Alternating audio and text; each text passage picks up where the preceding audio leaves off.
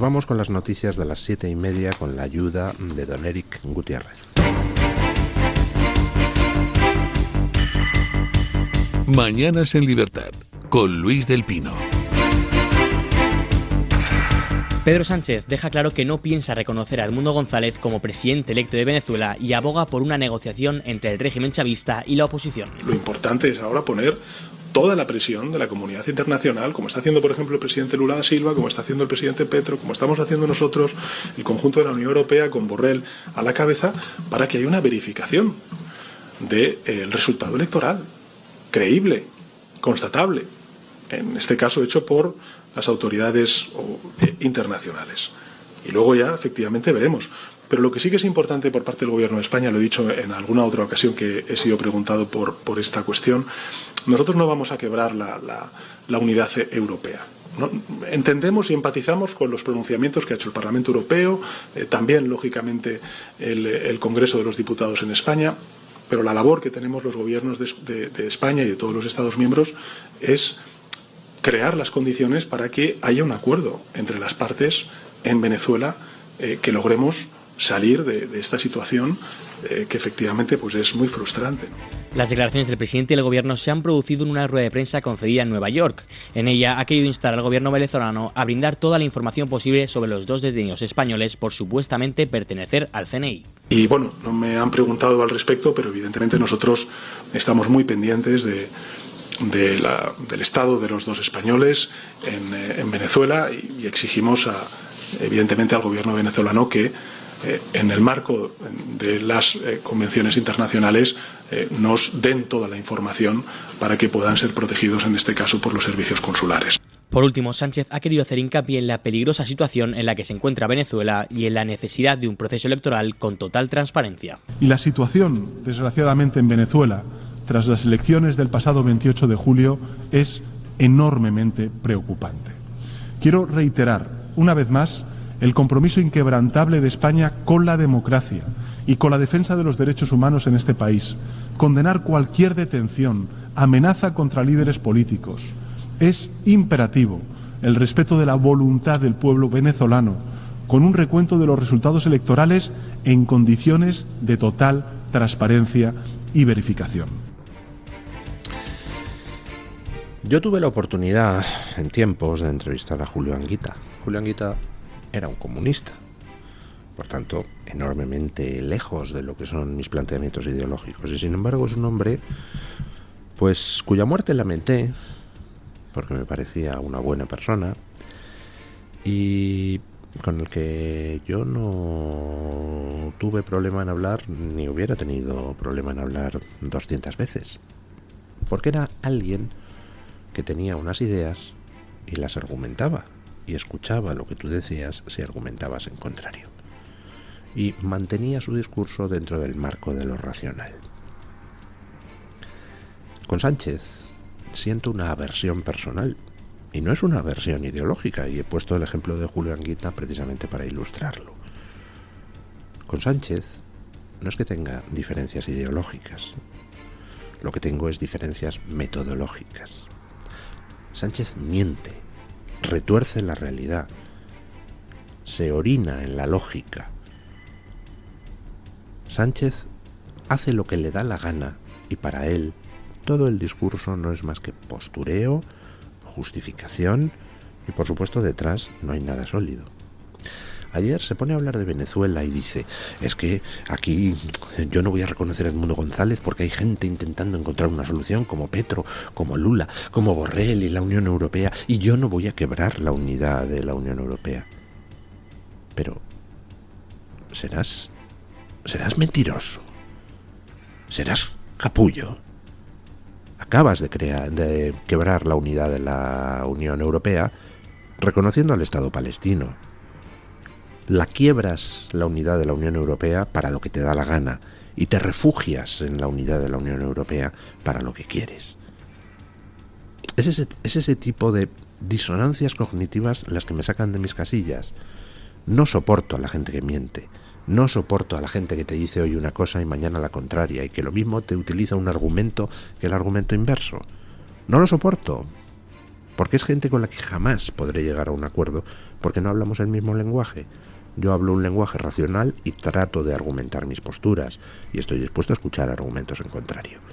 Pero cuando alguien me utiliza un argumento y el opuesto, pues entonces no hay manera de llegar a un acuerdo. Esa persona es un sinvergüenza y lo que hay que hacer es echarle, pero lo antes posible, del poder.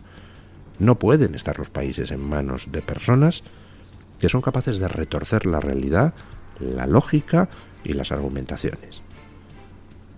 Dice también Sánchez, es que lo que hay que hacer es verificar los resultados, que se muestren las actas y verificar los resultados independientemente. Que fue hace más de un mes la elección y que el gobierno no ha enseñado ni una puñetera acta. ¿Qué hace usted pidiéndolas? Quien sí ha enseñado las actas es la oposición. Y resulta que las actas demuestran que la oposición venezolana ha barrido. ¿Qué parte de las actas ya las tenemos no entiende usted? ¿Por qué le sigue dando tiempo a un torturador y asesino como Maduro? ¿Qué tiene Maduro de información sobre usted, sobre el PSOE y sobre sus socios? Porque en el fondo el problema es ese. Vamos, tan es ese que Maduro ha secuestrado a 2 españoles, les acusa de ser agentes del CNI, vaya usted a saber en qué condiciones están, y fíjense con qué, en fin, blandenguería decía que siguen con mucha preocupación desde España la situación de esos 2 españoles. Y ayer se permitía el lujo, en una intervención ante la ONU, de decir que aquí la fachosfera, el fascismo que avanza, los adversarios de él, que es el representante del bien, les da por no reconocer resultados electorales. Tú eres el que no está reconociendo resultados electorales, que es la victoria de Edmundo González en Venezuela. Tú. Y lo que haces es acusar a los demás de lo que tú haces, en una táctica eminentemente goebbelsiana. Eres un manipulador, eres un mentiroso, y por todo ello eres despreciable, porque la gente normal puede ser manipuladora y mentirosa, y lo vemos, por ejemplo, en las relaciones de pareja cada 2 por 3. Pero un gobernante no puede serlo, porque un gobernante está al servicio del pueblo. No puede manipular y mentir al pueblo como tú lo haces. No tienes vergüenza, ni la conoces. En el momento en que usas argumentos a favor de algo y luego el argumento contrario para apoyar otra postura, te estás desacreditando a ti mismo como interlocutor válido. Solo entiendes de poder. Te da igual la verdad, te da igual la realidad, te da igual la lógica y te da igual el respeto debido a los ciudadanos. Eres un impresentable, Sánchez.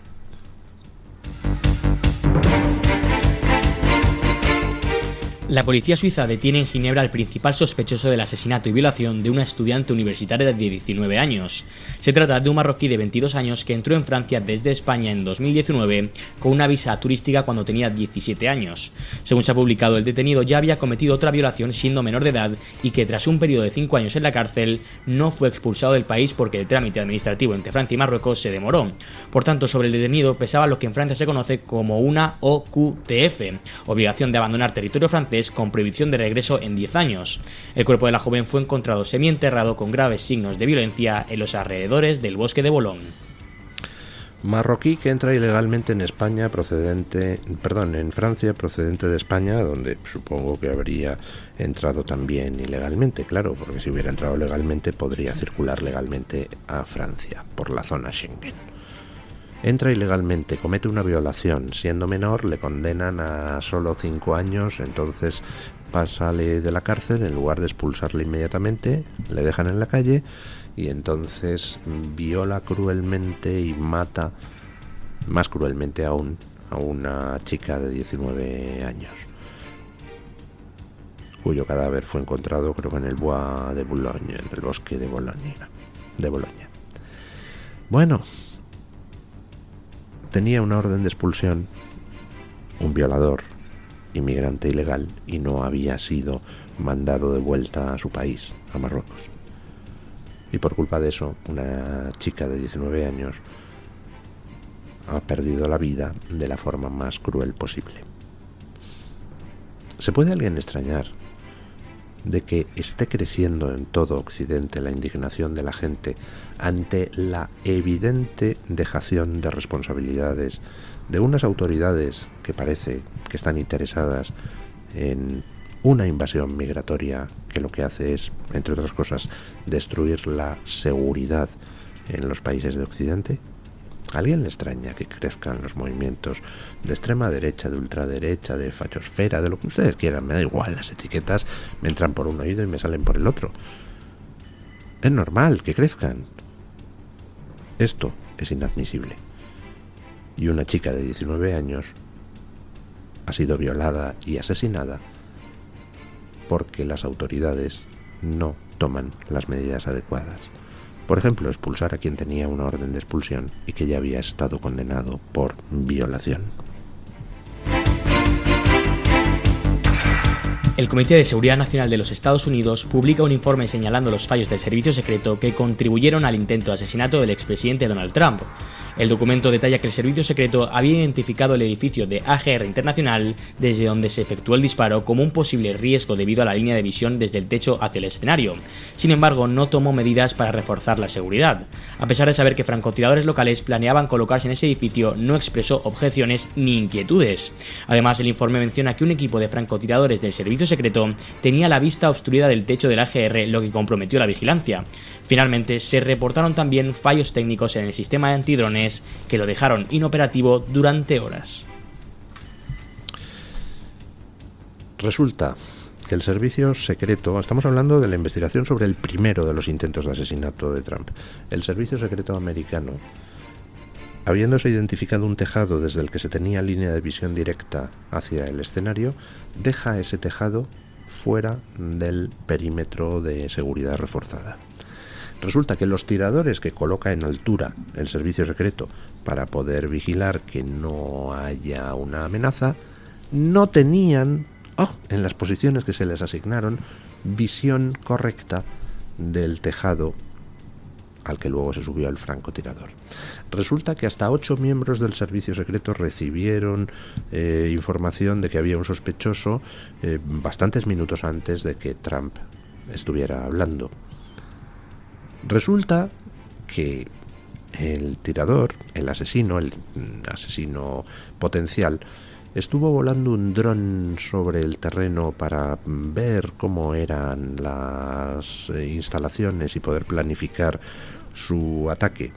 Y sin embargo, los drones que tenía el servicio secreto ese día no funcionaban y no pudieron utilizarse para labores de vigilancia que hubieran permitido, por ejemplo, detectar al tirador. Y resulta, oiga, qué casualidad, que las radios de varios de los miembros del servicio secreto y de la policía local pues no funcionaban correctamente. Perdónenme, pero esto apesta. Apesta a que se dejó hacer. Y ya hemos visto un segundo intento de asesinato donde también, aunque ahora hay investigaciones en marcha, pues parece que ha habido graves fallos del servicio secreto, y me preocupa mucho la siguiente noticia que van a escuchar ustedes. Vamos con ella. Continuamos con la página de la información internacional contándoles que este martes la campaña presidencial del candidato republicano Donald Trump anunció que el expresidente fue notificado sobre amenazas reales y específicas provenientes de Irán que estarían dirigidas a atentar contra su vida. De acuerdo con el comunicado, la oficina del director de Inteligencia Nacional alertó a Trump sobre los planes concretos de asesinarlos, los cuales estarían impulsados por elementos iraníes en un intento de generar caos y desestabilización dentro de los Estados Unidos. La campaña de Trump señaló que los ataques continuos y coordinados provenientes de Irán han aumentado en los últimos meses y que las agencias de seguridad del gobierno estadounidense están trabajando para proteger al exmandatario y garantizar que las elecciones presidenciales de noviembre no se vean afectadas por estos intentos de interferencia. 2 intentos de asesinato contra Trump llevamos, y ahora el director de inteligencia de Estados Unidos ha mandado una comunicación a la campaña de Trump diciendo que han detectado planes concretos de Irán para asesinar a Trump. Estamos viendo dos intentos de asesinato contra Trump muy peculiares. El primero de ellos, ya tenemos informe oficial del Senado americano, con errores rarísimos, errores rarísimos y encadenados. Y ahora avisan de que, ojo Trump, que Irán tiene planes para asesinarte. Me voy a poner conspiranoico. Si alguien quisiera asesinar a Trump, lo primero que necesita es una buena operación de cobertura, es decir, echarle la culpa a otro. Por lo tanto, desde un punto de vista conspiranoico, pues a mí esto me suena a querer poner sobre la mesa la pista iraní antes de un tercer intento de asesinato contra Trump, y siento decirlo de manera tan clara, pero no me gusta lo que estoy viendo. Está claro lo que en el mundo algunos se juegan el ser o no ser de la autocracia globalista, y creo que algunos están dispuestos a hacer lo que sea para que Trump no llegue al poder.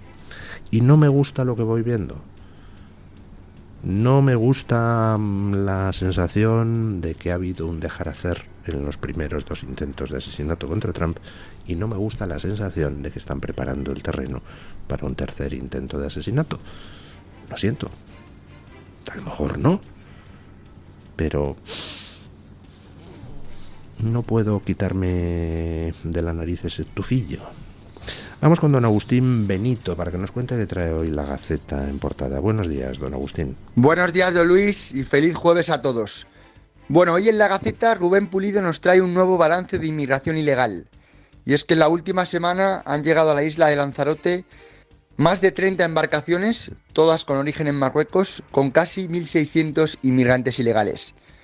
Los agentes fronterizos afirman que están absolutamente desbordados, que la isla está colapsada, y todo por un efecto llamada permanente alentado por las políticas del Partido Popular y del Partido Socialista.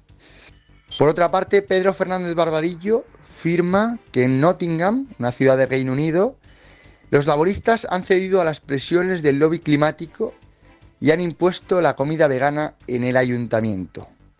En cuanto a las columnas de opinión, los oyentes podrán leer este jueves a Jaume Vives y a Ichu Díaz. Muchas gracias y buen día. Gracias, don Agustín. Breve pausa publicitaria y vamos a las noticias de las 8.